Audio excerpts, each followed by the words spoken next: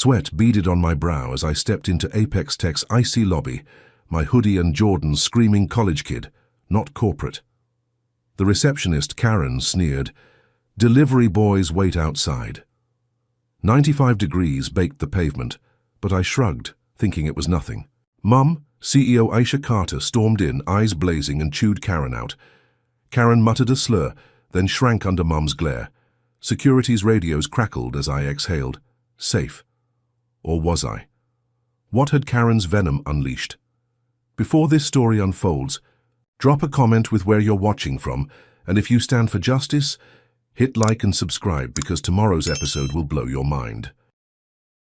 My sneakers squeaked on the pavement outside Apex Tech's glass tower, the Atlanta sun scorching my neck as I leaned against a concrete planter, still stinging from Karen's sneer.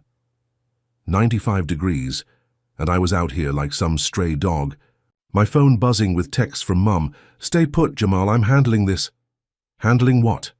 I thought the receptionist's attitude was done, squashed, when Mum's CEO glare made Karen fold. My chest loosened, thinking we'd won, that I'd be back inside soon, maybe grabbing lunch with Mum in her fancy office. I scrolled through my phone, ignoring the sweat soaking my hoodie, figuring this was just a dumb blip in my day. 19. Years old engineering major, son of Aisha Carter, the tech queen of Atlanta. I wasn't about to let some front desk power trip ruin my vibe. I'd come to surprise Mom, maybe snag a tour of her empire, not sit out here like a reject. But the air felt wrong, heavy, like the city was holding its breath. Footsteps crunched behind me, sharp and deliberate.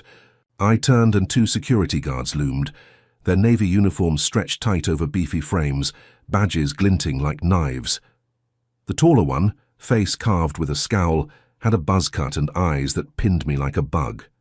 His partner, shorter but wider, cracked his knuckles, a smirk tugging at his lips. "You," Buzzcut barked, pointing a thick finger. "What's your business here?" I blinked, caught off guard, my phone slipping in my sweaty palm. "I'm visiting my mum, Aisha." "Carter, she's the CEO." Their smirks grew like I'd told a bad joke. "CEO's kid, huh?" Knuckles said, stepping closer, his breath sour with coffee. "In that get-up? Looks more like you're casing the joint." My pulse kicked up, but I kept my voice steady. "Check with her. She just dealt with the receptionist." Buzzcut snorted, folding his arms. "We don't check with nobody. Hand over your ID." I hesitated, then fished my student ID from my wallet, the plastic warm from my pocket. Knuckles snatched it, squinting like it was fake. "Jamal Carter," he read, dragging out my name like it tasted bad. "Stay right there, thug." The word hit like a slap, my jaw tightening as I fought the urge to snap back. They stepped a few feet away, muttering into their radios, glancing at me like I was a bomb about to pop. I leaned back, trying to look chill, but my stomach churned. This wasn't just Karen's attitude. This was something uglier, sharper, like a blade pressed to my skin. Minutes dragged, the heat baking my skull, and I caught a flicker in the tower's glass doors. Mum emerged, her tailored blazer crisp, her stride all business, eyes locked on the guards. "What is this?" she snapped, her voice cutting through the humid air. Buzzcut straightened, but his smirk didn't fade. "Mom, we got a trespasser." "Gotta follow protocol." Mom's laugh was cold, lethal. "Trespasser, that's my son. You're done here, both of you. I'll have your badges by Monday." Knuckles flinched, handing back my ID with a grunt, and Buzzcut muttered something under his breath too low to catch. They backed off, retreating to the lobby, their boots echoing like a warning. Mom hugged me, her perfume sharp and familiar, and whispered, "You okay, baby?" I nodded, my chest easing as I slipped my ID back in my wallet. "Yeah, Mom, just idiots." She smiled, tight, and led me toward the doors. "Let's get you inside." I thought it was over, the heat and the guards fading like a bad dream. My sneakers hit the cool lobby tiles, the AC blasting my damp skin, and I felt like myself again, Jamal, not some punk they could shove around. Mom's assistant, a wiry guy with glasses, handed me a water bottle, and I chugged it, grinning as Mom ranted about incompetent staff. I was ready to crash in her office, maybe mess with her fancy coffee machine, when my phone pinged. A notification from a local news blog. One of those clickbait sites that clog your feed. The headline froze my blood. Teen thug storms Apex Tech threatens staff. Below it, a grainy video. Me outside arguing with the guards, edited to make me look like I was lunging at them, my face twisted in a snarl that never happened. The comments were a sewer. Typical. Lock him up. Aisha's kid? Figures. My hands shook as I showed Mom, her face hardening as she watched. This is nonsense, she said, already dialing her PR team. We'll shut it down. But the views were climbing. 10,000, 20,000, 50,000 in minutes. My name was trending, not as Jamal Carter, engineering student, but as Apex Tech thug. I scrolled, each comment a punch. He doesn't belong there. Hood rat in a hoodie. Send him back to the projects. My throat burned, not from the heat, but from the weight of it. The city turning on me for nothing. Mum's voice cut through, sharp. Jamal, we'll fix this. Stay off your phone. I nodded, but the screen glowed in my hand, the video looping. My life unraveling with every share. The guards' retreat had felt like a win, a clean escape from their grip. But this was different. This wasn't just a lobby scuffle. It was a public execution. My face plastered across Atlanta like a wanted poster. I paced the lobby, Mum's assistant typing furiously on a tablet, trying to flag the post. It's from a security cam, he muttered, squinting at the footage. Someone with access leaked it. My mind flashed to the guards, their smirks. But something nagged me. Their radios had crackled right after Mum showed up, like they were reporting to someone higher. I glanced at the glass walls, catching a shadow in a boardroom above, a suited figure watching us too far to see clearly. Mum's hand squeezed my shoulder, grounding me. We'll sue the blog, Jamal. This ends today. But it didn't end. My phone kept buzzing, notifications piling up, strangers tagging me in memes, doctored images of me in handcuffs, a mugshot I'd never taken. Classmates texted, some worried, others cold. Dude, you good? Did you really do that? I wanted to scream, to smash the phone, but I just stood there, water bottle dripping condensation on the floor, my reflection in the glass looking like a ghost. Mom was on her phone now, barking at her lawyer, demanding a retraction, but the blog's post was spreading to bigger sites, picked up by a news channel with a chyron. CEO's son sparks chaos at Apex Tech. The anchor's voice droned from a lobby TV, smooth and smug, calling me a potential threat, based on exclusive footage. I sank into a leather chair, my hoodie damp with sweat, the AC no longer a relief but a chill that sank into my bones. Mom's assistant muttered about damage control, but I barely heard him. My eyes locked on the TV as the anchor replayed the clip, my edited lunge looking more real each time. The guards' shove, their thug jab, Karen's slur, it was all connected. A machine grinding me down, and I didn't know who was pulling the levers. That shadow in the boardroom flashed in my mind, a flicker of a suit, a glint of cufflinks. Someone had seen Mom's fury, my defiance, and decided to twist it into this. The elevator dinged, and I looked up, hoping for Mom's PR team, but it was empty, the doors closing with a soft thud. My phone pinged again, a new comment on the video. Aisha Carter's son? Apex Tech deserves better. My stomach twisted, not just for me, but for Mom, her empire under fire because of me, because I dared to walk into her world in a hoodie. The guards' retreat, Mom's power. It had all felt like enough, but this video was a bomb and I was the collateral damage. I stood, fists clenched, as Mom's voice rose, promising to bury whoever did this. But the shadow in my mind lingered, and I knew this wasn't over. It was just the start. The apartment smelled of burnt toast and Mom's jasmine candles, a faint comfort as I slumped on the couch, my phone a brick in my hand. 2 days since the Apex Tech video blew up, and my name was still a hashtag, a punchline, a curse. Teen. Thug trended on every app, my face warped into memes that made my stomach churn. Mom had yanked me from her office after the news hit, her lawyer promising to slap the blog with a lawsuit, but the damage was done. Atlanta's air felt thicker, now like the city itself was glaring at me. I'd turned off notifications, but the silence was worse, like waiting for a storm to break. My engineering textbook sat untouched on the coffee table, mocking me. I hadn't been to class since the guards' shakedown, too raw to face the stairs. Mom was at Apex Tech, fighting the PR fire, leaving me here, 19, and caged in my own home. A knock rattled the door, sharp and insistent. I froze, pulse spiking. Another knock, louder, then voices, gruff, overlapping like a pack closing in. I crept to the peephole, my socks silent on the hardwood, and saw them. Reporters, maybe 10, cameras slung like weapons, mics jabbing the air. "Jamal Carter, tell us about Apex Tech," one shouted, a guy with a slick beard and a news van behind. Him. "Are you pressing charges?" another yelled, her ponytail bouncing as she waved a recorder. My throat tightened, the walls closing in. I backed away, grabbing my phone to text Mom, but the screen lit up with a new alert. Channel 7's live broadcast streaming from right outside. I tapped it, and there was my building, my door, and that anchor's voice, smooth as poison. Jamal Carter, son of Apex Tech CEO Aisha Carter, is at the center of a growing controversy. Sources say the 19-year-old seen here in a hoodie may have ties to local gangs. Gangs?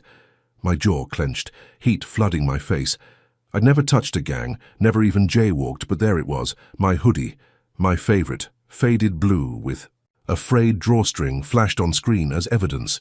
The anchor kept going, her words ablaid. Residents report feeling unsafe, citing Carter's aggressive behavior. Lies, all of it, but the comments scrolled fast, venomous. He's trouble. Apex Tech's a joke now, they send him to jail. I wanted to smash the phone, to scream, but I just stood there, my breath shallow, the reporters' voices seeping through the door like smoke.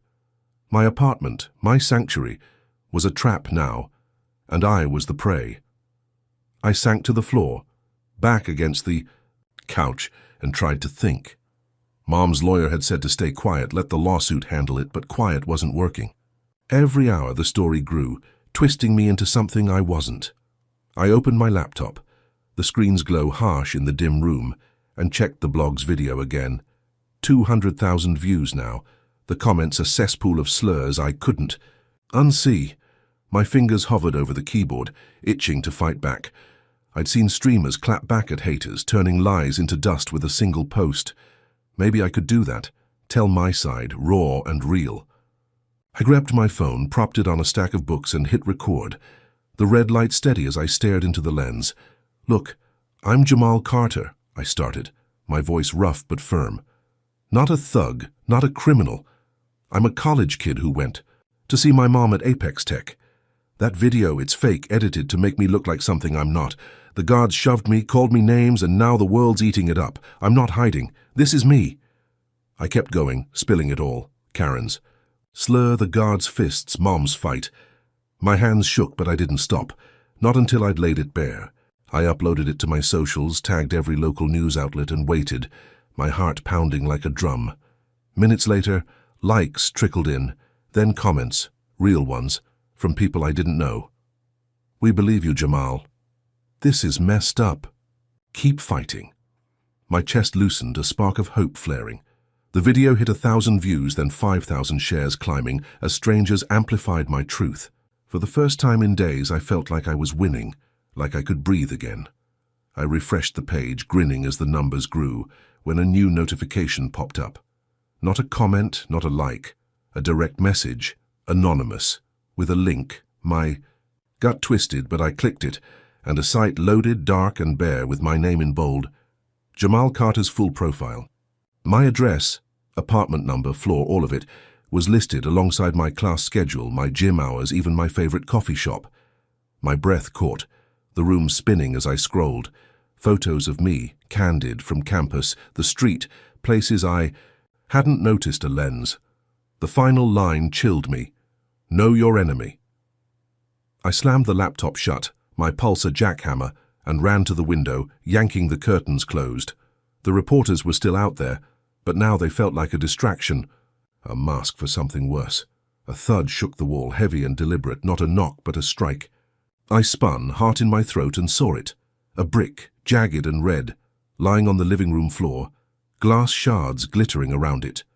The window was smashed, curtains flapping in the hot breeze. I crept closer, my socks crunching on debris, and picked it up, my hands trembling. Carved into the brick, crude and deep, were the words, "Stay out, boy." My knees buckled, the weight of it more than the brick itself. I dropped it, backing away, my eyes darting to the door, the reporters' voices now a dull roar. This wasn't random, wasn't some troll flexing online. This was real, physical, a threat that could bleed. I grabbed my phone, dialing Mom, but the line beeped, busy. I tried again, same thing, and panic clawed my chest. The live stream, my big move, had worked. People were listening, rallying. But it had also painted a target on my back. I checked the doxing site again, and the views were spiking, hundreds of hits in minutes. Whoever did this wasn't just watching, they were moving fast. My eyes flicked to the brick, and a new detail hit me. Scratched below the slur, faint but clear, was a word. Apex Tech. Not random, not a coincidence. This was tied to the tower, to Karen, to the guards, to that shadow I'd glimpsed in the boardroom. I stuffed my wallet and keys in my pocket, my mind racing. I couldn't stay here, not with my address out there, not with bricks flying. I needed to move, to find Mom, to figure out who was pulling the strings. The reporters outside were a problem, but I knew the back stairwell, a fire exit nobody checked. I pulled my hoodie up, the fabric damp with sweat, and crept to the door, my hand on the knob. The reporter's chatter faded, replaced by a new sound. Footsteps, heavy, circling the building. My breath hitched, the brick's weight still in my mind. The live stream had given me a voice, but it had also lit a fuse, and someone was coming to snuff it out. My sneakers pounded the back stairwell, the fire exit's metal door slamming behind me as I slipped out of my apartment building, the reporters' voices fading into a distant hum. The brick, the doxing, the carved slur, Apex Tech's shadow, loomed over it all, and I couldn't stay trapped in my own home. Mum wasn't answering, her phone still busy, so I headed for the one place I thought I could breathe, Georgia Tech, my campus, where I was just Jamal, the engineering kid with a knack for circuits, not a trending hashtag. The Atlanta night was muggy, 80 degrees even at dusk, my hoodie sticking to my skin as I jogged 5 blocks, dodging streetlights to avoid eyes. My address was out there, my life leaked like a busted pipe. But class was my anchor, my normal. I needed that now, needed to sit in a lecture hall and pretend the world wasn't burning. By morning I was on campus, blending into the stream of backpacks and coffee cups, my hood up to shield my face. The engineering quad buzzed with chatter. Students sprawled on benches, but the air felt off like a storm brewing under the oaks. I slipped into my circuits lab, the hum of soldering irons calming my pulse. My professor, Dr. Hayes, gave me a nod, her glasses glinting as she passed out schematics. For an hour I lost myself in resistors and voltage, my hands steady as I wired a board. No reporters, no bricks, just equations I could solve. I exhaled, thinking maybe I'd dodged the chaos. Maybe my live stream had shifted the tide. A classmate, Trey, bumped my shoulder, whispering, "Saw your video, man, respect." I grinned, a spark of hope flaring. Maybe I wasn't alone. That spark died fast. Lunch hit, and I headed to the quad, my stomach growling for a burger from the food truck. Halfway across the grass I caught it, eyes on me, not curious but hostile, like I'd stepped into a cage. A group of white students, maybe 6, stood by a fountain, their polos crisp, phones out like they were filming a show. The tallest, a blonde guy with a frat pin, smirked and called out, "Yo, it's the Apex Tech thug." Laughter erupted, sharp and mean, as his buddies joined in, chanting, "Thug life, thug life." My chest tightened, the word a blade, same as the guard's jab. I kept walking, head down, but they circled closer, their voices louder, slurs slipping in, low, testing like they wanted a reaction. "What's in the hoodie, Jamal?" "A gun," Blondie taunted, his phone aimed at my face. My fists clenched, but I kept moving, the food truck in sight, thinking if I ignored them they'd bore themselves out. They didn't. A shove came from behind, hard, knocking my backpack to the ground. My book spilled, a pencil skittering across the pavement. I spun, facing Blondie, his grin wide as his crew laughed, one snapping a photo. "Smile for TikTok, thug," he said, stepping closer. My blood boiled, but I saw the crowd now, dozens. Watching, some filming, none helping. I was a spectacle, my live stream's fire turning me into bait. I scooped up my bag, dodging another shove, and slipped through a gap in their circle, my sneakers slapping the path as I aimed for the library. Their chants chased me. "Run, thug, run!" But I didn't stop, weaving through students until the quad's noise faded. My breath burned, not from the sprint but from the weight of it, the campus I loved now a minefield. I ducked into the library's safety, its quiet stacks a refuge, and found a corner to call campus security. My hands shook as I dialed, reporting the harassment, giving Blondie's description. The officer on the line, a woman with a clipped voice, promised to look into it and told me to file a formal complaint at their office. I hung up, leaning against a bookshelf, the smell of old paper grounding me. An hour later, I was at the security office, a squat building with flickering fluorescents, filling out a form. The officer, a middle-aged black woman named Ms. Green, took my statement, her eyes kind but tired. "We'll pull the quad's cameras," she said, handing me a case number. "This kind of thing, it's not new, but we'll handle it." I nodded, a weight lifting. With cameras, witnesses, and my live stream's traction, maybe these clowns would face real consequences. I left the office, the afternoon sun softer now, feeling like I'd reclaimed a piece of my life. That feeling didn't last. My phone pinged as I crossed campus, a university email with a subject line that stopped me cold. "Notice of disciplinary action." I opened it, my heart sinking as I read. "Jamal Carter, due to reports of inciting unrest in the quad, you are hereby suspended pending a hearing, effective immediately." Suspended? I'd been the one shoved, slurred, chased. But I was the problem. The email cited multiple student complaints and a disruptive presence, words that twisted my gut. I called Ms. Green, my voice shaking, but she sounded confused, saying no decision had been made yet. "This doesn't add up, Jamal," she said. "I'll dig into it." I thanked her, but the campus felt alien now, the oaks casting shadows, like bars. I headed to my next class, a lecture on signal processing, needing routine to keep me sane. The auditorium was half full, students scribbling notes as the professor droned about waveforms. I slid into a back row, hood up, trying to disappear. 10 minutes in, the door banged open and campus police stormed in. 3 officers, their boots heavy, radios crackling. The professor froze and every head turned as the lead cop, a stocky white guy with a buzz cut, pointed at me. "Jamal Carter, you're under arrest for violating suspension terms." My stomach dropped, the room spinning as I stood, hands up, stammering, "I just got the email, I didn't know." The cop didn't care, grabbing my arm, cuffs snapping on my wrists with a cold click. My classmates stared, some whispering, others filming, their phones a sea of lenses. Blondie's crew was there, front row, grinning like they'd won a prize. The cuffs bit my skin as the cops marched me out, the auditorium's murmurs swelling into cheers, actual cheers, like I was a villain caught. "Get him out of here!" Someone yelled, and my face burned, not from shame but rage. The quad blurred past, students gawking as the cops shoved me toward a patrol car, its lights flashing red and blue. I twisted, catching the lead cop's name tag, Sergeant Wheeler, and his smirk as he leaned close, his breath hot with mint.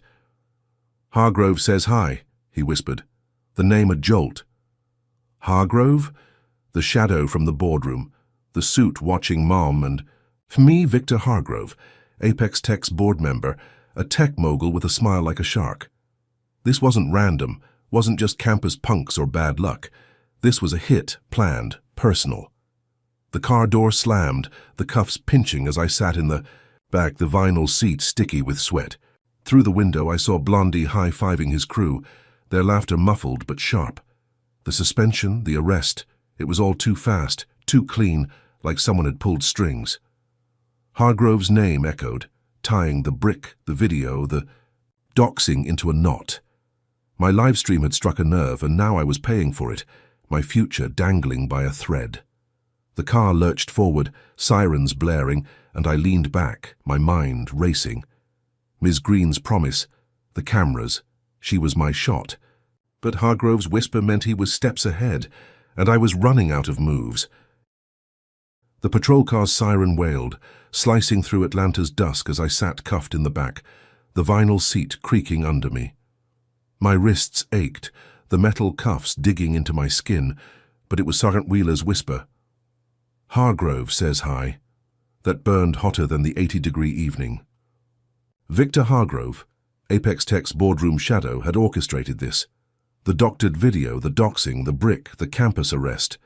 My suspension from Georgia Tech was still a raw wound, the cheers of my classmates echoing like a bad dream.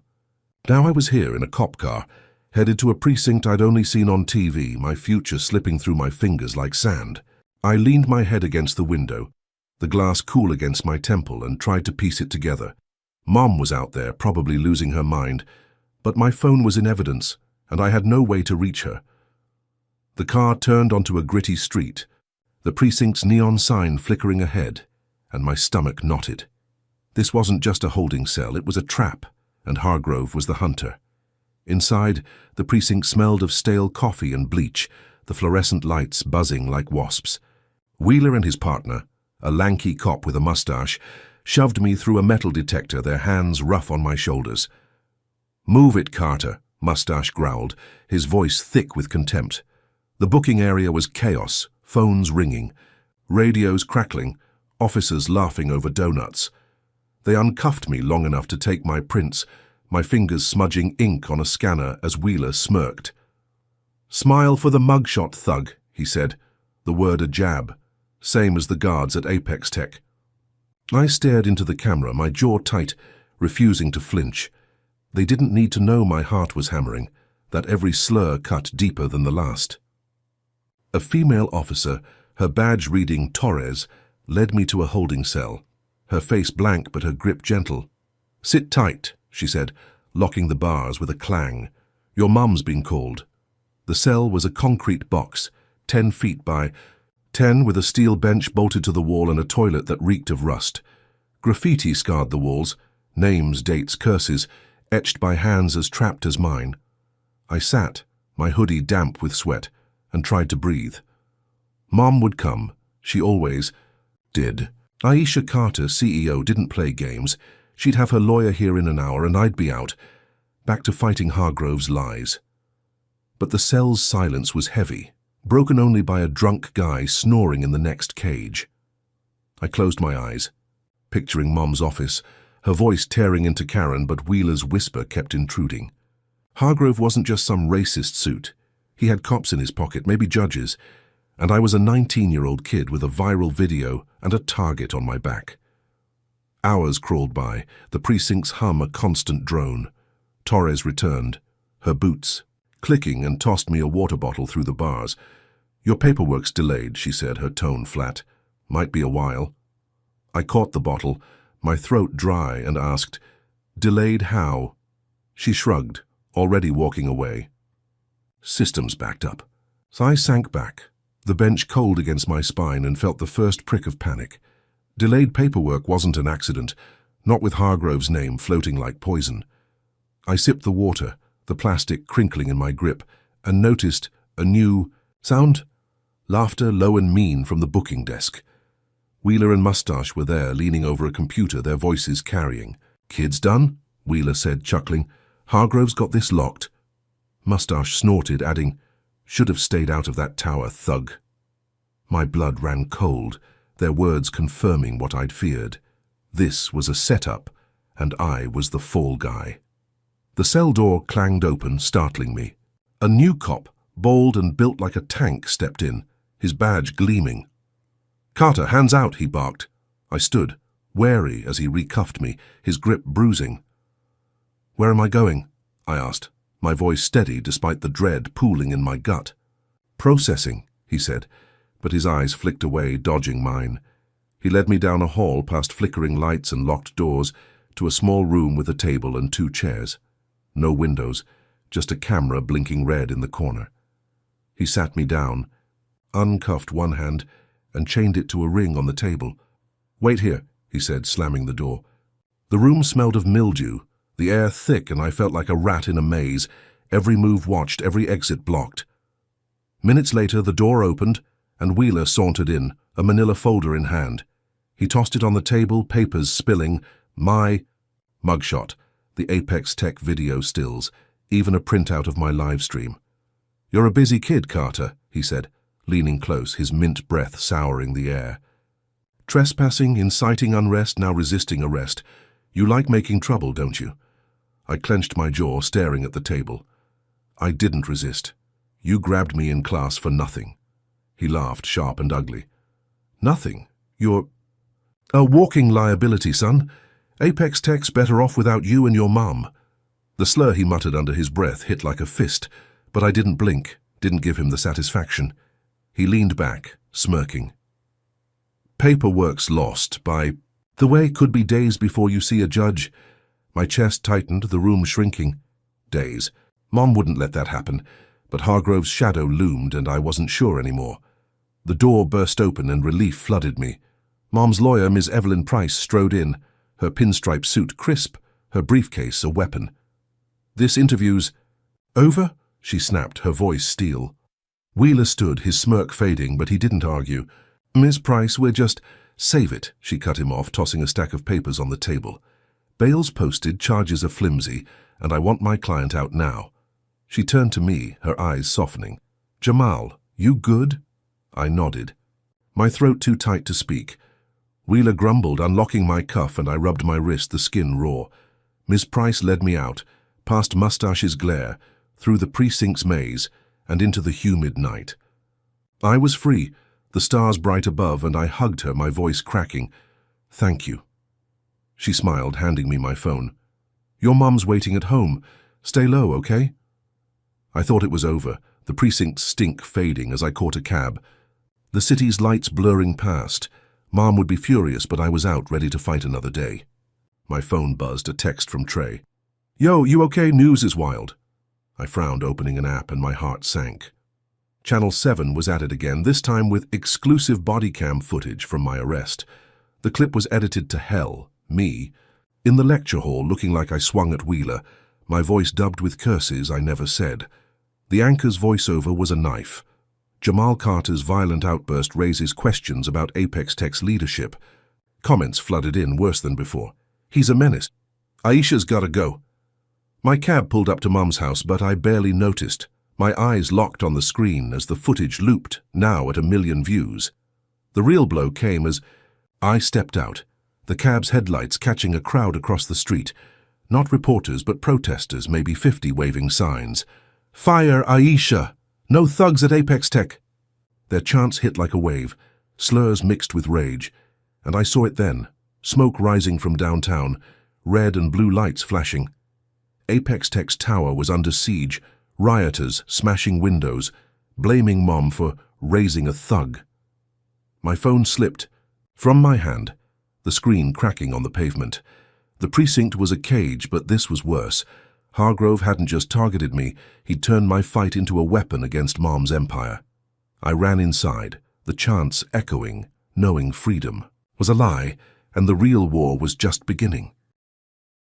The air in Mom's house was thick with the scent of her lavender diffuser, but it couldn't mask the chaos outside. I stood at the living room window, curtains cracked, watching the protesters' signs bob like vultures, circling Apex Tech's name. Their chants, "Fire Aisha," "No thugs," mixed with slurs that made my fists clench, each word a brick through my soul. The doctored bodycam footage from the precinct, now at 2,000,000 views, had lit this fire, turning my arrest into a cudgel against Mom's empire. I'd walked out of that cell thinking I was free, Ms. Price's bailout a lifeline, but Hargrove's shadow, Victor Hargrove, the boardroom snake, had struck again, his fake video sparking riots that now threatened everything Mom built. My cracked phone buzzed on the coffee table, texts from Trey piling up. "Bro, Apex Tech's trending for all the wrong reasons." I ignored it, pacing the hardwood, my sneakers scuffing the polish. Mom was on her phone in the kitchen, her voice sharp as she argued with her PR team, trying to douse the flames. I felt useless, 19 and drowning in a war I hadn't started. Mom hung up, her face etched with exhaustion, but her eyes burned with that CEO fire. "Jamal, we're going to Apex Tech," she said, grabbing her blazer. "Emergency board. Meeting, you're coming. I blinked, caught off guard. Me, after all this? She nodded, slipping on heels that clicked like gunshots. You're my son. They need to see you, hear you. This isn't just about me anymore. My stomach twisted.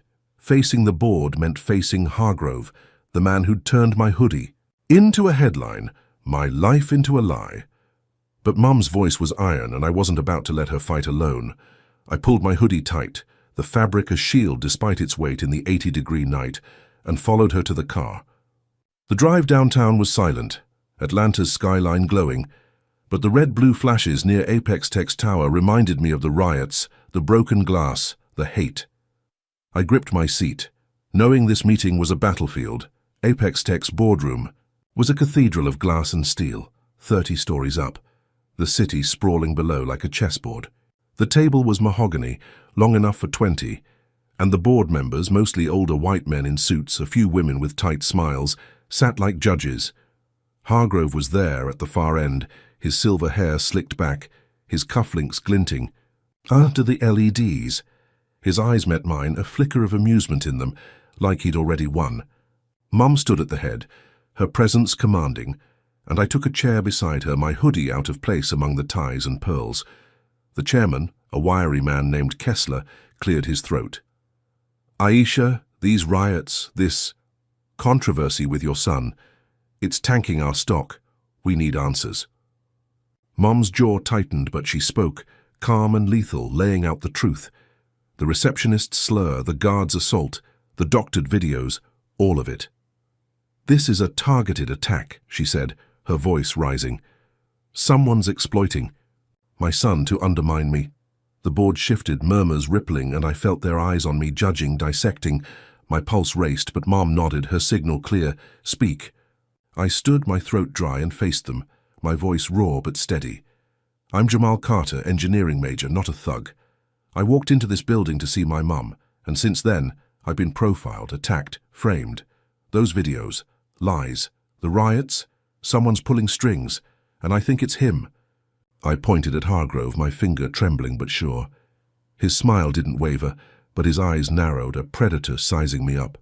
I kept going, spilling it all. The brick, the doxing, Sergeant Wheeler's whisper. Hargrove's behind this, and you're letting him tear us down. The room went quiet, the air heavy, and Kessler leaned forward, his glasses catching the light. Serious accusations, young man. We'll investigate thoroughly. Nods followed, even from the suits who'd looked at me like dirt. Mum squeezed my hand under the table, her pride a spark in the dark.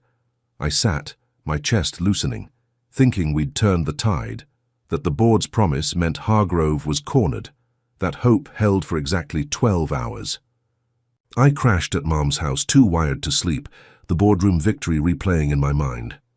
By morning, my phone buzzed with an email from Apex Tech's PR team, forwarded by Mom. Urgent, internal leak. I opened it and my blood ran cold. Screenshots of emails, allegedly from Mom, showed her funneling company funds to offshore accounts, timestamps dating back years. The subject lines were damning: discretionary transfers, confidential allocation. The leak was everywhere. News sites, social media, even Channel 7, their anchor crowing about Aisha Carter's betrayal. My live stream's traction, my boardroom speech, it was all buried under this new lie. The comments vicious. Thief and thug, perfect pair. Apex Tech's done. I ran to Mom, who was pacing the kitchen, her phone glued to her ear. It's fake, Jamal, she said, her voice tight. I never sent those emails. Someone's hacked our servers. Before we could process it, her assistant called, his voice shaking. Aisha, the board suspended you, effective immediately. They're sending security to escort you out. My heart stopped, the room spinning. Suspended? After we'd exposed Hargrove? Mum's face hardened, but her hands trembled as she hung up. They're scared, she said, grabbing her keys. We're going back. Now. The drive to Apex Tech was a blur, my mind stuck on Hargrove's smirk, his untouchable calm. We pulled into the garage, the tower's glass gleaming like a blade. But as we stepped out, 2 security guards, new ones, not the ones from before, blocked us. Ms. Carter, you're not allowed inside, the taller one said, his voice flat. Mom argued, her voice rising, but they didn't budge, their radios crackling with orders. I stood frozen, my hoodie heavy, as a crowd gathered. Employees, reporters, gawkers, filming us like animals in a zoo. Then it got worse. A pickup truck screeched into the lot, tires smoking, and 3 men jumped out, their faces masked, gloves tight. They moved fast, one slashing our car's tires with a knife, the hiss of air loud in the silence. Another pulled a can of spray, paint red and dripping, and scrawled a slur across the hood, the letters jagged and cruel. The third tossed a rock through the windshield, glass shattering like my nerves. The guards stepped back, their hands on their radios but not moving, not helping. The crowd gasped, phones up, but no one stopped it. Mom grabbed my arm, pulling me away as the men vanished into the truck, peeling out. My knees shook, the slur burning into my eyes, worse than the brick, worse than the videos. This wasn't just a leak, it was a declaration of war. We retreated to Mom's SUV, parked a block away, and sat in silence, the city's hum mocking us. I checked my phone, the leak now at 5 million views, Apex Tech's stock plunging. Mom's suspension was trending, her name dragged through the mud beside mine. I wanted to scream, to find Hargrove and make him pay, but he was untouchable, his hands clean while his goons did the dirty work. Then I saw it on the car's floor. A burner phone slipped under the seat during the attack. I grabbed it, my hands shaking, and powered it on. One text, no sender. End them. The number was blocked, but I knew who it was. Hargrove, the puppet master, laughing from his boardroom throne. My speech had rattled him, but he'd hit back harder, and now Mom's career, our lives, were collateral damage. I clutched the phone, my resolve hardening. This wasn't over. I'd find a way to burn him down. The burner phone's screen glowed in my palm, its single text, "End them," a cold fist around my heart. Mom's SUV idled a block from Apex Tech, the night air thick with Atlanta's 80-degree humidity, the slashed tires and spray-painted slur on her car still vivid in my mind. Hargrove's goons had struck right after the board suspended her, turning our boardroom stand into a public humiliation. The leaked emails, fake but damning, had painted Mom as a thief, Apex Tech's stock crashing as the internet feasted on her ruin. I was 19, an engineering student, not a soldier, but Hargrove's war, fueled by racism, power and lies, was personal now. The precinct, the riots, the campus arrest, all stemmed from that first sneer at Apex Tech's lobby, and I was done running. I slipped the burner into my hoodie pocket, its weight a reminder of Hargrove's reach, and looked at Mom. Her eyes were steel, but her hands shook on the wheel. "Jamal, we need proof," she said, voice low. "Real proof, not just accusations. Proof." My mind flashed to my circuits lab, the late nights coding, hacking old systems for fun. That burner phone wasn't just a threat, it was a lead. "I can trace it," I said, my voice steadier than I felt. Mom raised an eyebrow but nodded, trusting me. We drove to her house, the city's glow mocking us, protesters' chants still echoing from downtown. Inside, I grabbed my laptop, the keyboard worn from 1,000 projects, and got to work. The burner's number was blocked, but its signal had pinged a tower near Apex Tech. I cross-referenced the device's IME, using a script I'd built for a class project, and hit pay dirt. It was registered to a shell company, Horizon Dynamics, a tech firm buried in Atlanta's corporate web. A quick dive into Horizon's servers, sloppy, security amateur stuff, revealed invoices tied to Hargrove's personal account. He'd paid for the phone, the goons, maybe even the fake emails.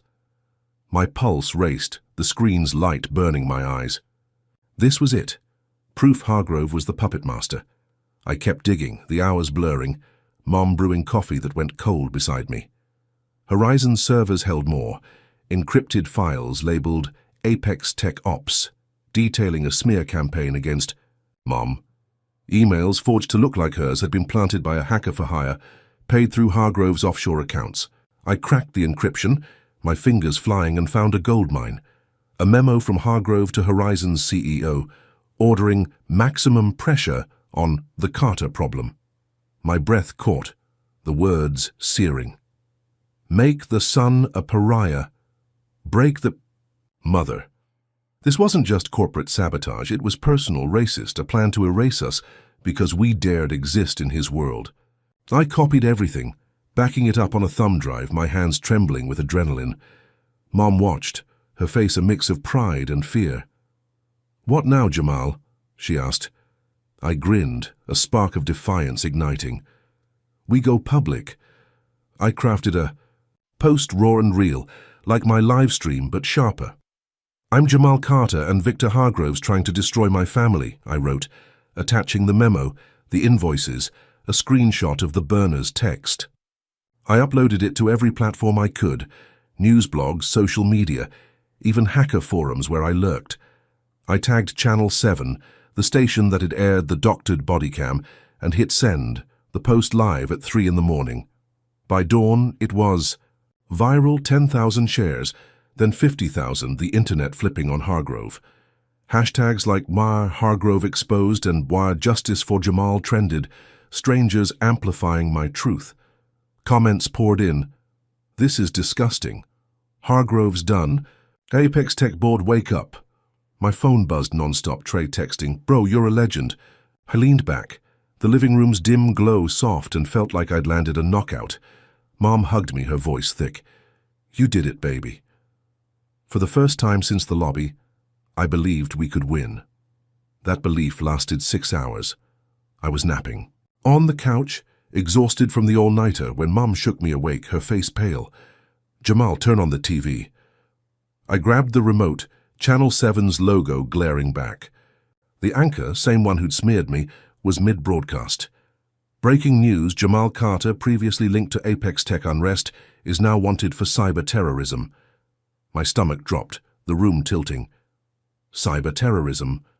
The screen flashed my face, my livestream clip, and a new image, a federal warrant with my name. The anchor droned on. "Carter allegedly hacked Horizon Dynamics, a key Apex Tech partner, stealing sensitive data. The FBI is investigating."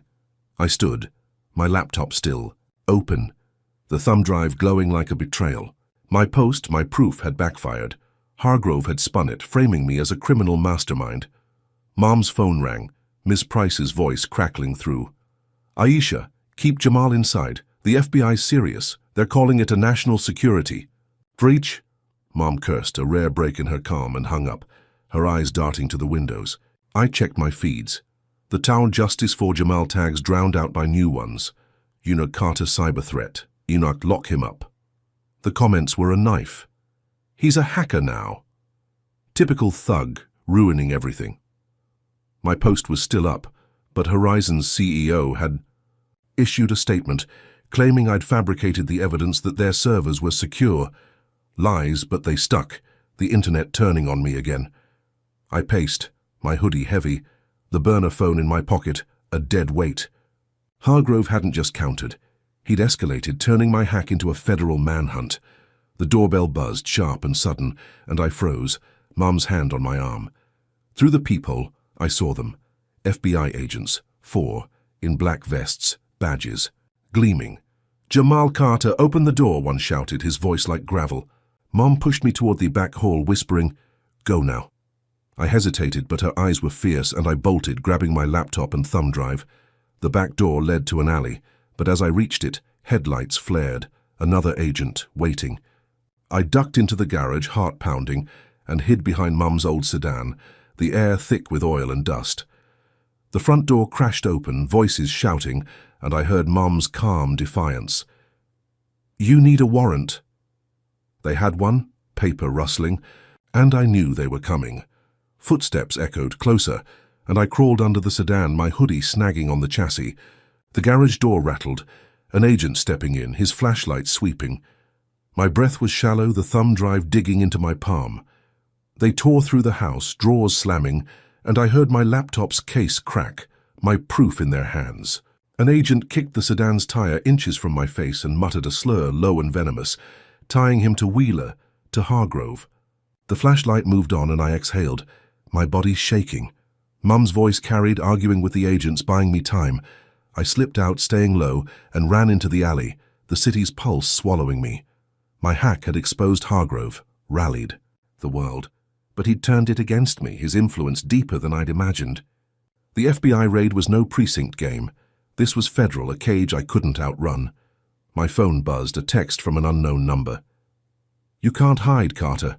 I powered it off, my sneakers hitting pavement, the thumb drive my only weapon. Hargrove's memo, his plan to break the mother, burned in my mind. But so did something else, a glitch in Horizon's server logs, a user ID I'd glimpsed but not chased. If I could crack it, I could end him. I needed a safe spot, a keyboard, a chance, but the city was alive with eyes and Hargrove was closing in. The alley's shadows swallowed me, my sneakers splashing through puddles as I ran from Mum's house, the FBI's shouts fading behind me. The thumb drive in my pocket burned, Hargrove's memo, proof of his racist crusade against us, my only weapon. The raid had been a gut punch.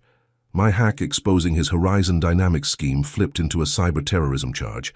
Atlanta's night was sticky, 75 degrees, my hoodie a furnace, but my shield. I was 19, an engineering student turned fugitive, and Victor Hargrove, Apex Tech's boardroom viper, had turned my life into a manhunt. Mom's defiance had bought me seconds, but the city was a net, and I was the catch. My phone, powered off, was useless, and the user ID I'd glimpsed. In Horizon's servers, a loose thread to Hargrove nagged at me. I needed a hideout, a laptop, a chance to fight back, but every streetlight felt like a spotlight. I ducked into a side street, the hum of traffic masking my steps, and aimed for a motel I'd seen near the highway, a rundown spot where cash still trumped questions. The neon sign flickered, Starlight Inn, its vacancies promising cover. I kept my hood up, dodging a drunk stumbling from a bar, his slurred curse trailing me. The motel clerk, a bored woman with purple nails, barely looked up as I slid $20 across the counter for a room. "No ID, no problem," she muttered, handing me a key. Room 12 was a time capsule. Musty carpet, a sagging bed, a TV bolted to the wall. I locked the door, wedged a chair under the knob and sank onto the mattress, my breath ragged. The thumb drive was safe, but my laptop was gone, seized by the FBI. I needed a machine, but first, I needed to know how bad this was. The room's Wi-Fi was weak, but I powered on the burner phone from Hargrove's goons, its "end them" text still chilling. Using a proxy, I checked the news. Channel 7 was relentless. Jamal Carter, cyber-terrorism suspect, remains at large. My face was everywhere, the warrant now national, the anchor claiming I'd endangered corporate security. Comments were a sewer. "He's a danger. Apex Tech's better without them." My hack's traction, Hargrove exposed, was buried under Dyacha Carter cyber threat, Hargrove's spin machine in overdrive. I shut off the phone, my hands shaking, the motel's thin walls creaking with every car outside. I was free, but trapped, Hargrove's noose tightening. I lay back, staring at the stained ceiling, and thought of Mum, her voice arguing with the agents. She'd told me to run, but to where? A knock at the door jolted me upright, my heart slamming. I crept to the peephole, expecting badges, but saw a familiar face, Mr. Rawls, a grizzled ex-cop who'd worked security for Mom years ago. His grey beard was scruffier now, his jacket patched, but his eyes were sharp. "Jamal, it's me," he whispered, glancing down the hall. I hesitated, then opened the door, letting him slip in. "Your mum sent me," he said, locking the bolt. "She's safe laying low with Price. Said you'd need help." I exhaled, relief mixing with suspicion. "Help how?" He pulled a burner phone from his pocket, different from mine, and a wad of cash. "Get you past checkpoints. Feds are crawling, but I know the back roads." His voice was steady, like he'd done this before, and I trusted Mom's judgment. I nodded, pocketing the cash, the bills damp with my sweat. Rawls drove me to a truck stop 10 miles out, his old pickup rattling, the radio off to avoid news. A checkpoint loomed on the highway, cops scanning cars, but Rawls took a dirt road, bypassing it through a pine grove, the branches scraping the truck. "Hargrove's got friends in blue," he muttered, his eyes on the rear view. Always did. I gripped the thumb drive, Hargrove's memo a lifeline. At the truck stop, Rawls pointed me to a diner with free Wi-Fi and a public PC. "Lay low, kid, I'll be back in 2 hours." I slipped inside, the smell of grease and coffee grounding me, and logged into the PC, my hood up to dodge the waitresses. Glance. The diner was half empty, truckers hunched over plates, and I felt invisible, safe for the first time in hours. I needed to hit back, to keep the pressure on Hargrove. Using the diner's Wi-Fi, I uploaded a new video filming on the burner phone in the bathroom, the tiles grimy behind me. "I'm Jamal Carter, and I'm not a terrorist," I said, my voice low but fierce. "Hargrove framed me. Faked those. Emails doctored that body cam. My proof's out there, check the memo, I'm running, but I'm not done." I posted it anonymously, routing it through a VPN, and watched it spread, 10,000 views in an hour, then 50,000. Supporters. Rallied Oidu Jamal fights back trended, comments like "We're with you" and "Hargrove scum." My chest swelled, the diner's hum fading as I leaned back, thinking I'd bought time, that Rawls's help and the video's fire might keep me ahead of the feds. That hope shattered fast. My burner buzzed, a text from an unknown number. "Nice. Video, Carter. Smile." My blood froze, my eyes darting to the diner's windows. Nobody watched, but the text meant someone knew, Hargrove or his eyes. I logged off, wiping the PC's history, and slipped outside, the night air sharp. A black SUV idled across the lot, its tinted windows blank. I ducked behind a dumpster, my pulse a drum, and saw him, a man, lean and scarred, stepping from the SUV, a taser in his grip. He wore no badge, just a black jacket, but his stride screamed hunter. My video's metadata, I realized. Hargrove's team had traced it, pinning me in real time. The diner's neon buzzed, a cruel spotlight as he scanned the lot, his boots crunching gravel. I bolted, cutting through the truck stop's maze of rigs, my hoodie snagging on a tailgate. Shouts erupted behind me, not just the hunter but others, a crowd forming, their voices a mix of slurs and jeers. "There he is," a man yelled, his phone up filming. "Get the thug!" Another screamed, the word a whip. I zigzagged, my lungs burning, and hit an alley behind a gas station, the hunter's footsteps close. He fired the taser, the prongs, grazing my arm, a jolt of pain dropping me to my knees. I scrambled up, the crowd's phones flashing like vultures' eyes, their chants, "Thug! Thug!" echoing the guards, the students, the cops. My video had rallied allies, but it had also lit a beacon for Hargrove's dogs, and now I was cornered, my body a live wire. The hunter lunged, his taser recharging, and I dove behind a trash bin, my shoulder slamming concrete. His jacket caught the light, and I saw it, a badge, not police, but Apex Tech Security, the same logo from the lobby guards. Hargrove's reach was a web, tying the receptionist's sneer to this alley's pain. The crowd pressed closer, their phones a wall of lenses, and I knew I was done unless I moved. I grabbed a broken bottle from the ground, its edge sharp, and waved it, buying space. The hunter hesitated, his scar twitching, and I ran, my sneakers skidding as I broke free, the alley spitting me into a wooded lot. My arm throbbed, the taser's sting lingering, but I didn't stop, the crowd's roar fading. Rawls was gone. The truck stop a trap, and Hargrove's hunter was proof.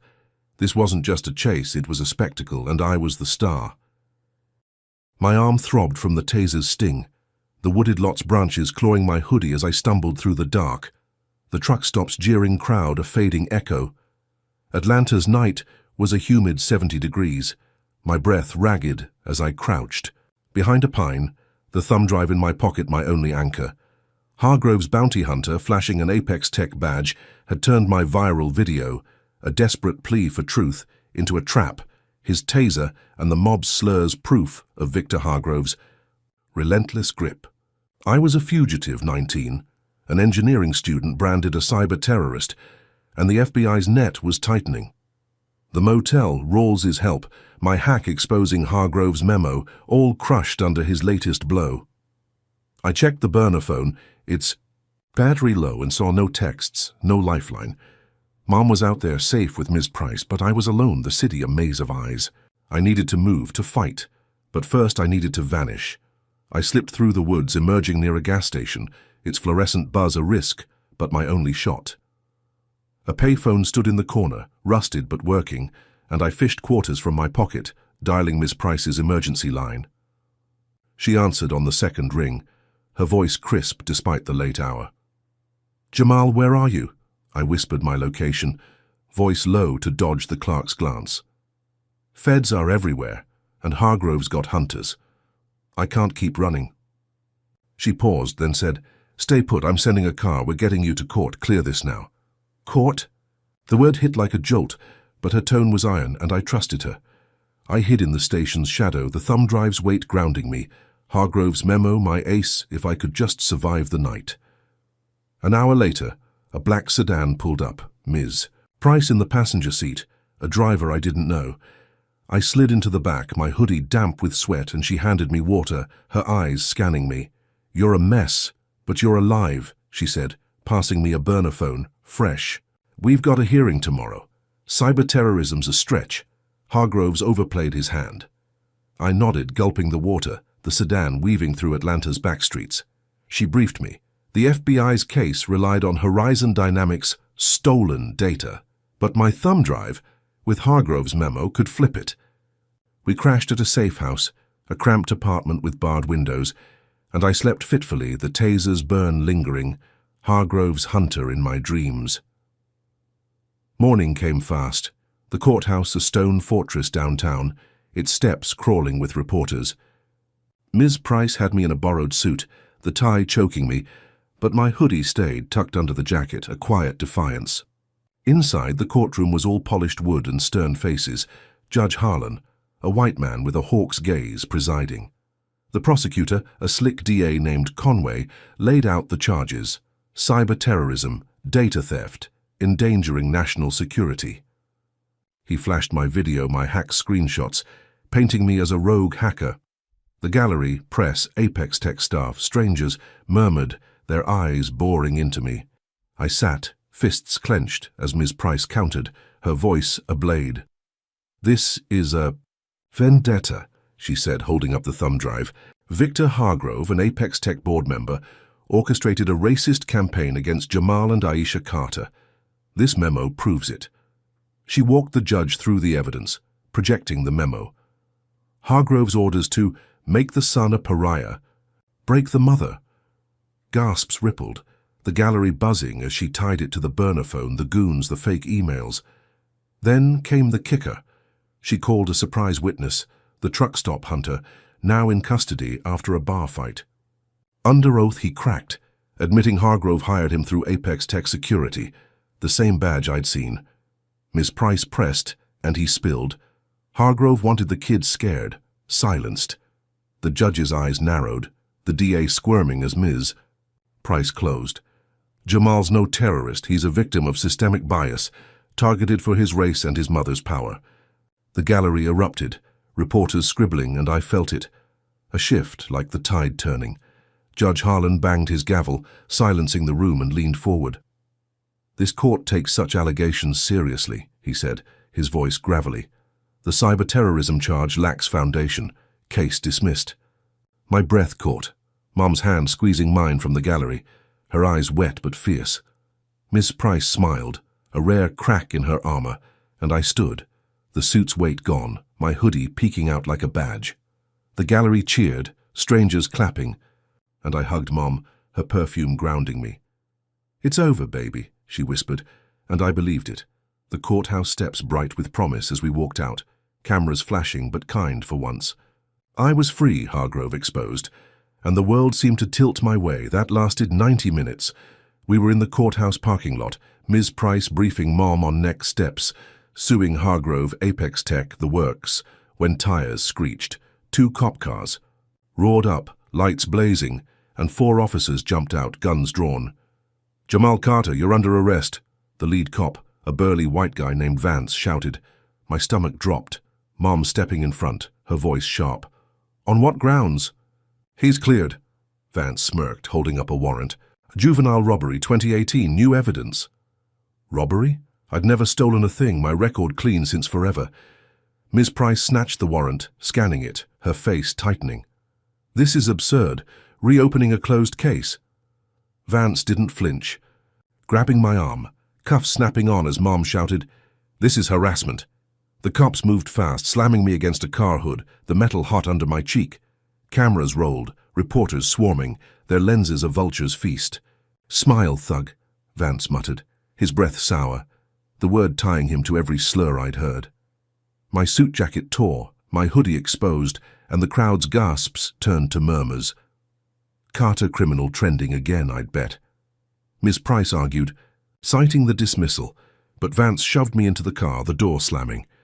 Through the window I saw Mom's face, fury and fear, and Ms. Price on her phone, already fighting.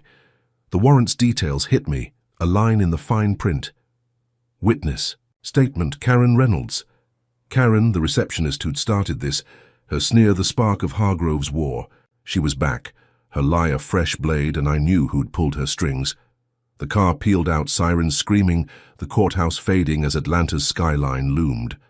My wrists ached, the cuffs tighter than before, and Vance's smirk in the rear view was pure Hargrove, smug, untouchable. The courtroom had been my victory, the judge's gavel a shield. But Hargrove hadn't flinched. He'd bribed a DA, dug up a ghost case, and turned my freedom into a trap. The crowd's phones, their footage, would be online by now. My guilt. Broadcast to millions. My thumb drive was with Ms. Price, safe but useless in here. Karen's name burned, a thread to Hargrove, and I clung to it, my resolve hardening. This wasn't a courtroom win. It was a prelude, and Hargrove was playing for blood.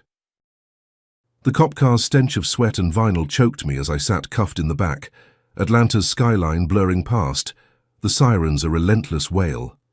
My wrists burned, the metal biting deeper than in the courthouse lot, where Officer Vance's smirk and the fabricated 2018 robbery charge had ripped away my courtroom victory. Karen's name, Karen Reynolds, the receptionist whose sneer sparked this nightmare, tied this new arrest to Victor Hargrove, Apex Tech's venomous board member. Her witness lie, claiming I'd robbed a store at 15, was a ghost from a case I'd never touched. But Hargrove's bribe to the DA had made it real. The courtroom's cheers, Mom's hug, Ms. Price's triumph, all ashes now, the crowd's cameras broadcasting my guilt to millions. I was 19, an engineering student, not a thief. But Hargrove's racist war had caged me again, and this time the bars were steel. The county jail loomed, a concrete beast squatting on Atlanta's edge, its razor wire glinting under floodlights. Vance and his partner, a silent cop with a scar over his eye, yanked me from the car, their grips bruising as they marched me through intake. The air was thick with disinfectant and despair, the fluorescent buzz a drill in my skull. They stripped, my suit jacket, my hoodie a defiant rag as they tossed me a grey jumpsuit, the fabric rough against my skin. "Move, thug," Vance muttered, the slur a whip echoing every taunt from the lobby to the truck stop. My thumb drive, my proof of Hargrove's memo, was with Ms. Price, but here, in this maze of cells, it was a distant dream. They took my prints, my mugshot, again, and shoved me into a holding area, a packed room of slumped figures, the smell of unwashed bodies heavy. The cell they threw me into was worse than the precincts, a 10 by 12 box, walls scrawled with gang tags, the toilet a rusted hole. 5 other inmates were inside, all white, their eyes locking on me like wolves spotting prey. The leader, a wiry guy with a shaved head and a swastika tattoo on his neck, grinned, cracking his knuckles. "Fresh meat," he said, his voice low, the others chuckling. My pulse spiked, the jumpsuit itching as I backed against the wall, sizing them up. They were bigger, meaner, and the way they said "boy" as they circled, spitting slurs, screamed Hargrove's brand of hate. The guards outside, lounging by the bars, watched, their smirks mirrors of Vance's. "Play nice, fellas," one said, laughing, then turned away, his radio crackling. I was alone, trapped, and these guys weren't random. They'd been waiting. The tattooed leader lunged, his fist aiming for my jaw, but I ducked, my circuit slab reflexes kicking in. I swung back, catching his chin, the crack of bone loud in the cell. The others rushed me, boots and fists flying, and I fought, my back against the concrete, my knuckles splitting. A knee slammed my ribs, pain flaring, but I kept swinging, adrenaline, drowning the fear. "Apex Tech's kid thinks he's tough," one grunted, his slur a hiss as he grabbed my arm. I twisted free, shoving him into the bars, the clang echoing. The guards glanced over, bored, one muttering, "Let 'em sort it." I was holding my own, barely, when the leader pulled a shiv, a jagged metal strip, glinting like death. My stomach dropped, the cell shrinking, but I dodged his swing, the blade grazing my jumpsuit. A new guard appeared, younger, black, his badge reading Ellis. He banged the bars, shouting, "Enough!"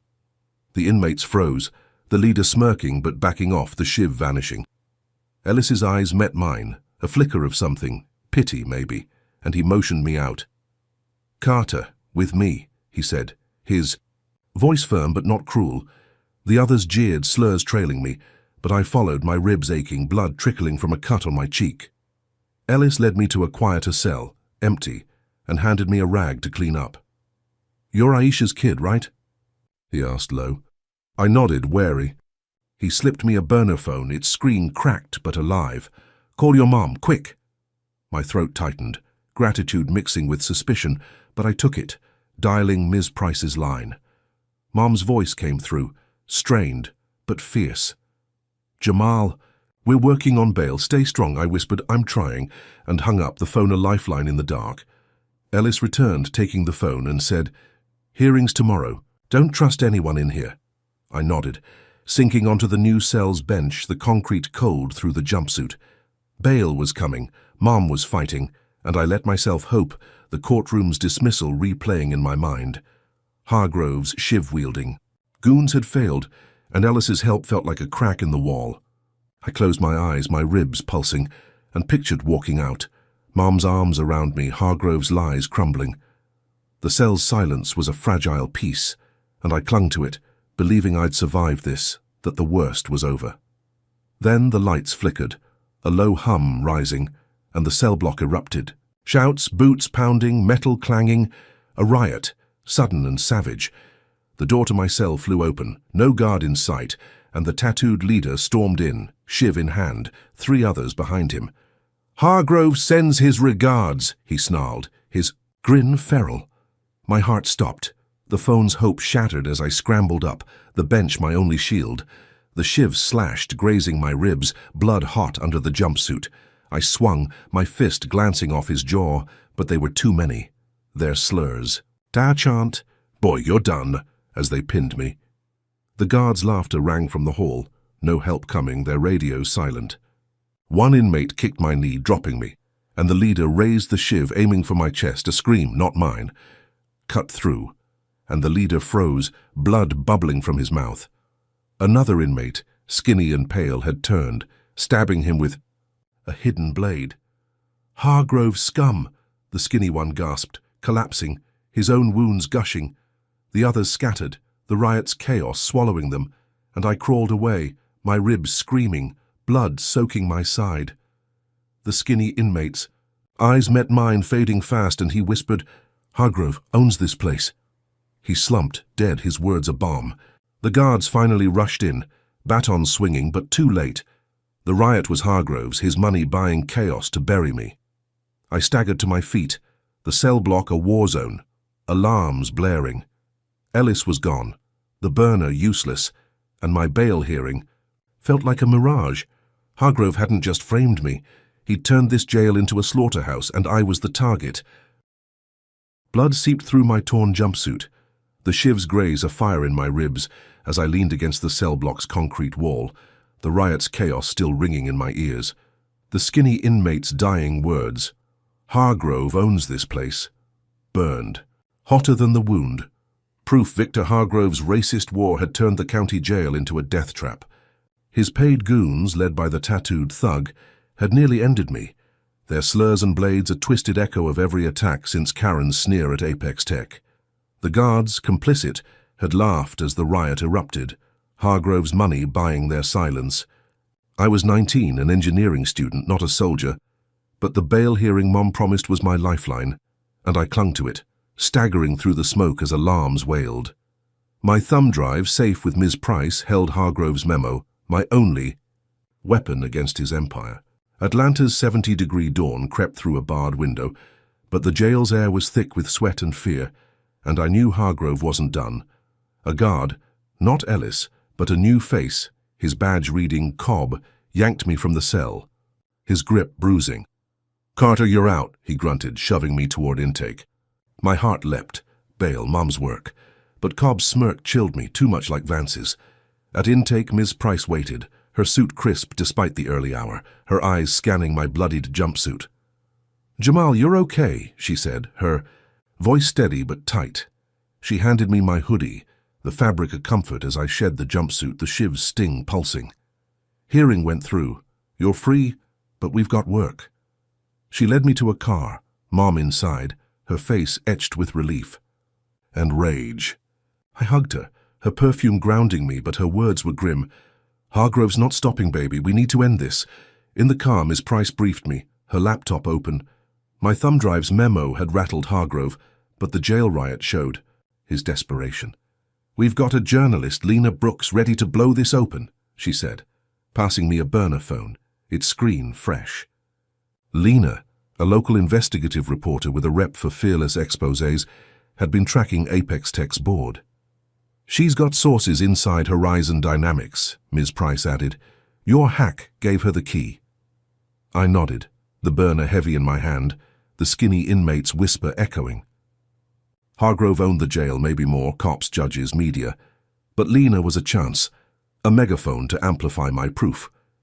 We met her at a coffee shop 10 miles out, a quiet spot with mismatched chairs and a hum of morning regulars.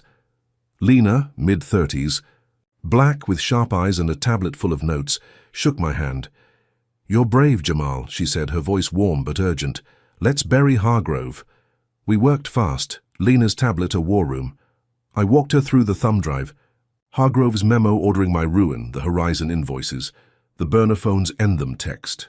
She cross-referenced her sources, whistleblowers at Apex Tech, a mole in the police union, confirming Hargrove's bribes to Vance, the DA, even the jail guards. We drafted an article, raw and relentless, titled Apex Tech's Racist Conspiracy. How Victor Hargrove targeted a black family. Lena wove in my story, the lobby, the videos, the shiv, backing it with documents, bank transfers, encrypted emails, a recorded call where Hargrove sneered about keeping Carters in their place. My pulse raced as I read the draft, the words a blade to Hargrove's throat. Lena uploaded it to her outlet, a major Atlanta news site, and it went live at noon, the internet exploding. Shares hit 100,000, then 1 million. Has Hargrove is over. Trending as strangers rallied. "This is sick. Jamal's a hero. Apex Tech, fire him." By evening, Hargrove's empire was cracking. Apex Tech's stock plummeted 10 points. Investors fleeing as protests swelled outside their tower. Signs reading, "Justice for Jamal," Channel 7. Caught flat-footed, scrambled to pivot, their Fido. Anchor muttering about allegations. Lena's article was a firestorm, my bail hearing a distant memory as I sat in the coffee shop, watching the numbers climb. Mom squeezed my hand, her eyes shining. "You did this, Jamal," she said, and I grinned, the shiv's pain dulling. Hargrove was cornered, his bribes exposed, his memo a noose. I checked the burner, expecting nothing, and saw a text from Trey. "Bro, you're winning." The world was listening, and I felt untouchable, like I'd finally landed the blow to end this war. That feeling shattered at midnight. I was at Mom's safe house, a low-rent apartment with creaky floors, scrolling. Lena's article when my burner buzzed.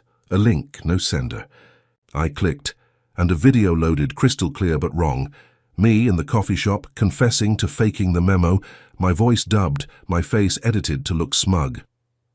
"I hacked Horizon for clout," the fake me said, "to hurt Apex Tech." My stomach dropped, the room spinning as the video's views soared. 2 million in an hour, Shul Carter lied trending. Comments were brutal. "He played us, lying thug. Aisha's in on it."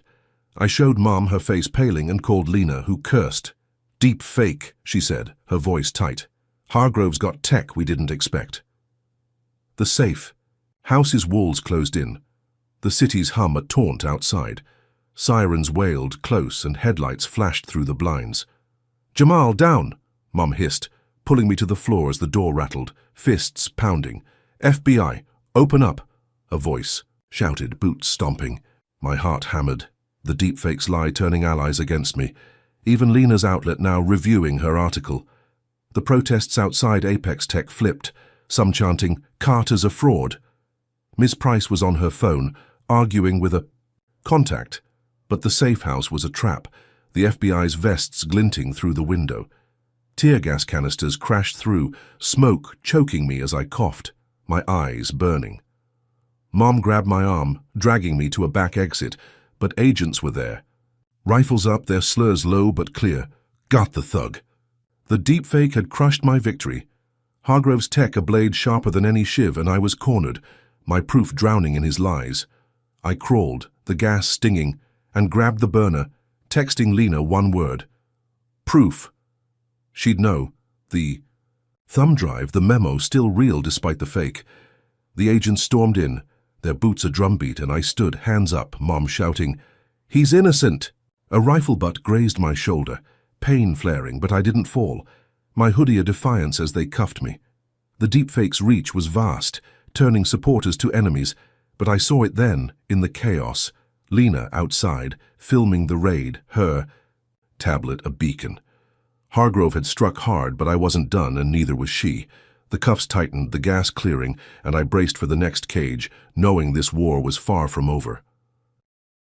Tear gas clung to my hoodie, its acrid bite lingering as the FBI dragged me from the safe house. Cuffs cutting my wrists, Mom's shouts echoing behind me. The deepfake video, me confessing to faking Hargrove's memo, had turned the world against us. Its 3 million views drowning Lena's article, my proof, my truth. Victor Hargrove, Apex Tech's racist mastermind, had spun my whistleblower's gambit into a lie. His tech twisting my face, my voice, to make me the villain. Atlanta's night was a humid 65 degrees. The city's pulse a roar as agents shoved me into a van, their slurs hissed low. Thugs done. I was 19, an engineering student, not a fraud, but the raid, the trending Carter lied, had crushed our rally, leaving Mom's empire and my name in ruins. Lena's tablet filming outside was my last spark. Someone still believed me, but Hargrove's noose was tight and I was choking. The van screeched to a stop, not at a precinct but a warehouse lot, deserted, the kind of place deals go to die. My stomach knotted as the agents pulled me out, their vests bulky, radios silent. "Wrong turn?" I asked, voice steady despite the dread. The lead agent, a squat man with a crew cut, smirked.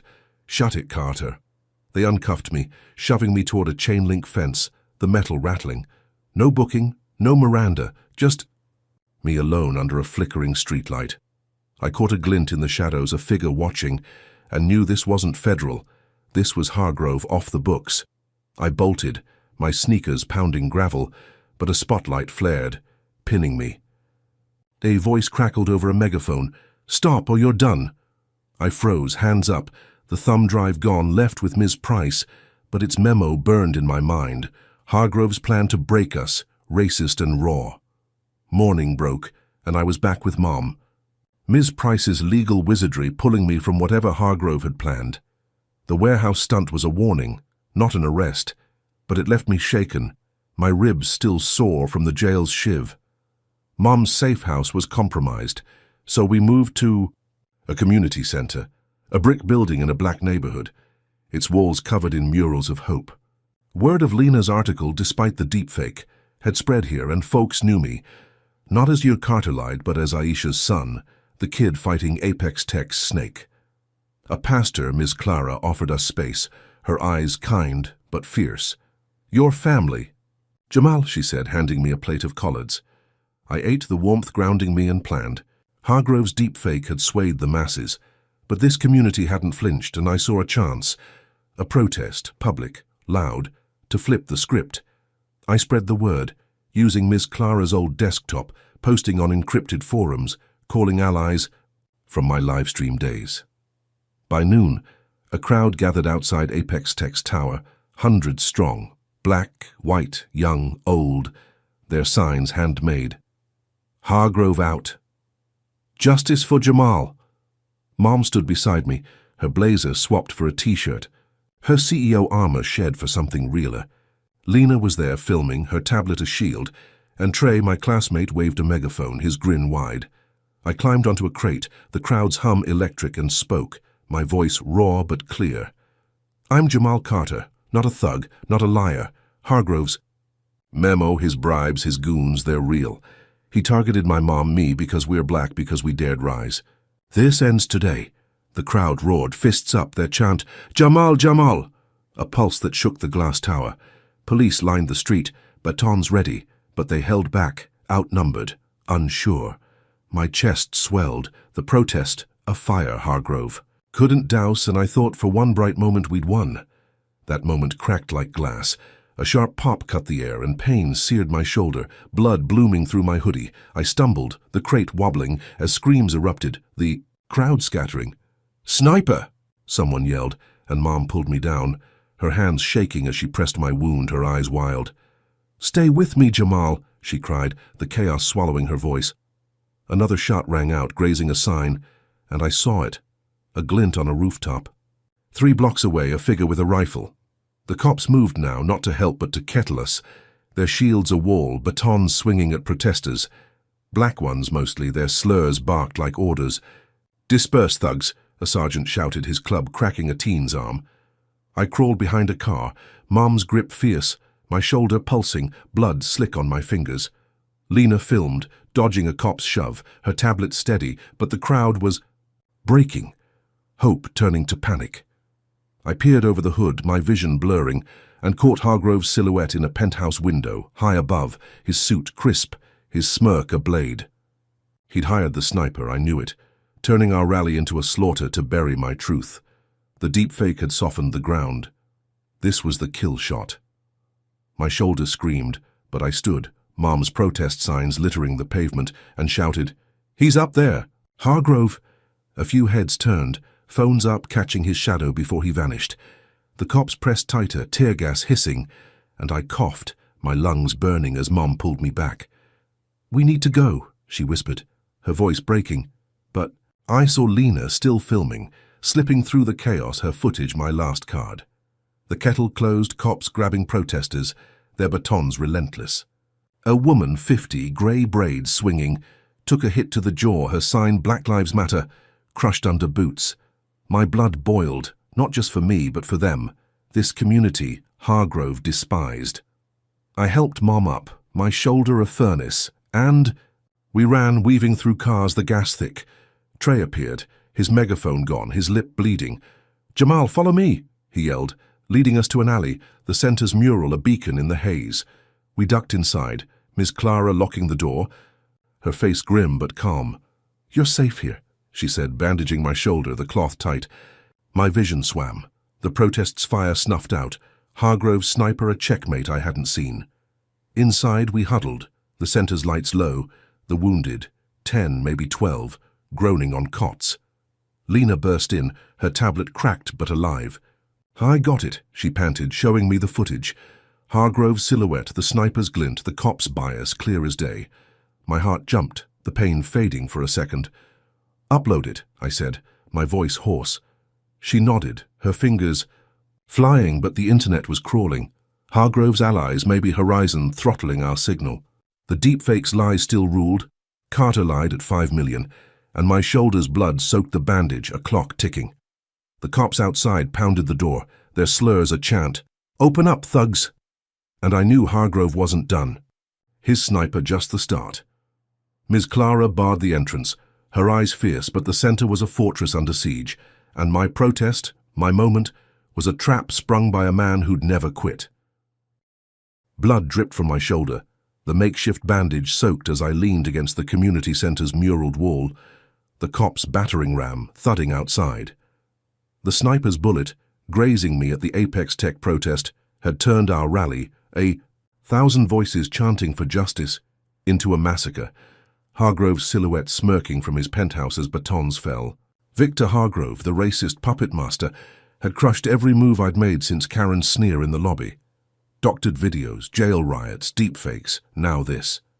Lena's footage, catching the sniper's glint, was our last card, but the center's, Wi-Fi flickered, Hargrove's allies choking the signal. Mom knelt beside me, her hands steady despite the fear in her eyes, while Miss Clara barred the door, her grey braids swinging as she braced for the siege. I was 19, an engineering student, my hoodie torn but defiant, and though my ribs ached from the jail's shiv and my name trended as the Carter lied, I wasn't done. Atlanta's 60-degree dawn crept through the blinds, and I knew this was it, our final stand. Lena crouched by a cot, her cracked tablet glowing, her fingers racing to upload the footage. "Come on," she muttered, sweat beading on her brow as the signal stuttered. The cops' shouts grew louder. "Open up, thugs!" Their slurs of venom tying them to Hargrove, to Vance, to the guards who'd laughed in the precinct. Trey, his lips still bloody from the protest, rigged a router, boosting the connection with a trick I'd taught him in circuits lab. "Got it," Lena hissed, the upload bar hitting 100%. She tagged every outlet, CNN, BBC, local blogs, linking the sniper to Hargrove's Horizon Dynamics, the footage raw, his penthouse shadow, the rifle's flash, cops beating black protesters while sparing others. I held my breath, my shoulders' pulse sinking with the tablet's flicker as views climbed. 10,000, 50,000, a million in minutes. Hashtags flipped. Hargrove caught. Jamal was right. Comments flooding. "This is evil. Arrest him." Apex Tech's done. The center shook, not from cops, but from a roar outside. Hundreds, thousands converging on the street, their chants a tide. "Justice! Justice!" I staggered to a window, Mom's arm around me, and saw them. Students, workers, families, their signs remade. "End Hargrove! Save Aisha!" The cops froze, batons lowered, outnumbered as drones buzzed above. News choppers, circling. Lena's footage had broken through, the world watching, and Hargrove's lies, the deepfake, the robbery charge, crumbled under its weight. My phone, a burner Ms. Clara had slipped me, buzzed with a text from Ms. Price. "Board's meeting, Hargrove's out." My chest swelled, pain fading as Mom hugged me, her tears hot on my neck. "You did it, baby," she whispered. And I grinned, the center's air lighter like we'd cracked a cage. By noon, the news confirmed it. Hargrove arrested, cuffs snapping on his wrists as cameras rolled, his smirk gone.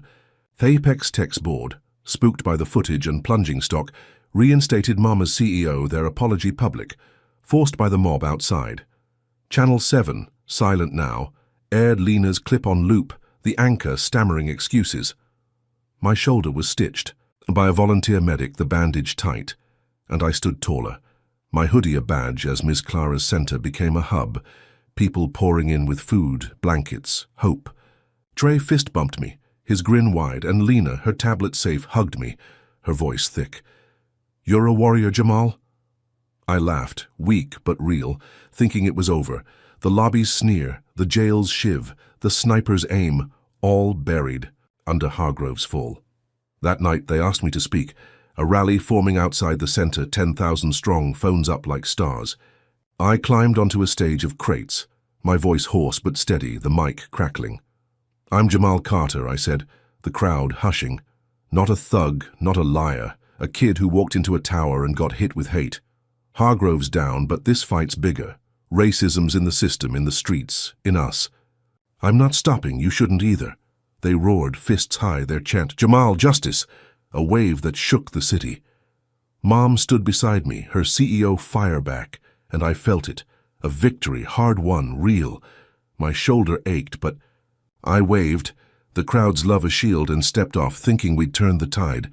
That Apex Tech, Mom, me were free. Then it came, a jolt in the dark. As I left the stage, a stranger, thin, hooded, eyes hidden, slipped through the crowd, pressing a note into my hand before vanishing. I unfolded it, my fingers cold, and read. Hargrove was just the start. No signature, just those words, ink black and sharp. My breath caught, the rally's hum fading as I scanned the faces, cheering, clueless. Mom was with Ms. Price, signing papers, and I didn't show her, not yet. I pocketed the note, its weight heavier than the thumb drive, heavier than the shivs. Grays. The crowd parted, and I saw them across the street, suits, 3, maybe 4, watching from a tinted limo. their silhouettes wrong, too still. Not Hargrove's men, someone else's, bigger, colder. My mind raced, piecing it. Karen's sneer, the guards, the deepfake, all too clean, too vast for one man. Hargrove was a cog, a loud one, but these shadows, this cabal, were the machine. Tech tycoons, maybe, or worse, their money deeper than Apex techs, their hate older, rooted in boardrooms I'd never seen. The note wasn't a threat. It was a map, pointing to a war I hadn't won, only joined. My shoulders' pulse quickened. The crowd's chant now a distant drum. I looked at Mom, her smile fragile, and knew I'd fight on, but not here, not tonight.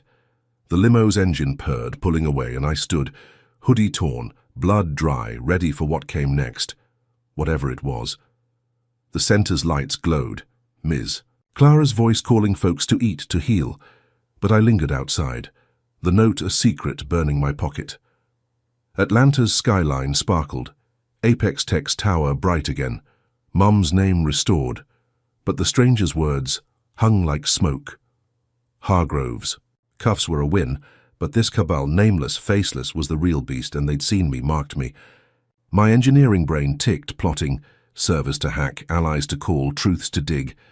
The crowd's love was fuel, but the war was shifting, and I'd need more than rallies, more than footage. I stepped back inside, Mum's arm around me. Her warmth a reminder of why I fought, but my eyes stayed on the street, where the limo had vanished, its taillights a warning of storms to come. Jamal Carter's journey in The Young Black Son of a CEO is a raw testament to resilience against systemic racism. The first lesson is perseverance.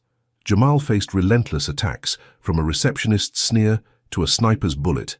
Yet, he fought back with wit and courage, exposing Victor Hargrove's racist conspiracy.